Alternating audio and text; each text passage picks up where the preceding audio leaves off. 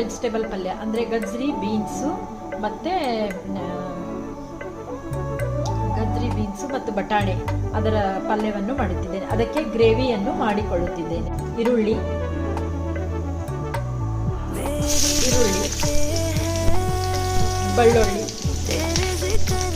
ಬೆಳ್ಳುಳ್ಳಿ, ಆಮೇಲೆ ಸ್ವಲ್ಪ ಇದನ್ನು ತಾಳಿಸಿದ ನಂತರ ಕೊತ್ತಂಬರಿ, ಕರಿಬೇವು, ಟೊಮೆಟೊವನ್ನು ಹಾಕಿ ಗ್ರೇವಿಯನ್ನು ಇದು ತಣ್ಣಗಾದ ನಂತರ ಗ್ರೇವಿಯನ್ನು ಮಾಡಿಕೊಳ್ಳಬೇಕು.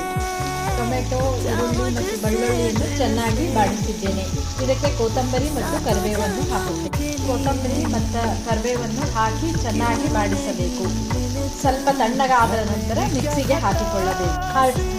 ಹಲೋ ಫ್ರೆಂಡ್ಸ್, ಉಗಿ ಮೇಲೆ ಬೇಯಿಸಿದ ತರಕಾರಿ ಬೀನ್ಸು ಮತ್ತು ಗಜ್ಜರಿ ಮತ್ತು ಅದಕ್ಕೆ ಸ್ವಲ್ಪ ಒಟ್ಟಾಣಿಯನ್ನು ಸೇರಿಸಿ ವೆಜಿಟೇಬಲನ್ನು ಮಾಡುವುದು.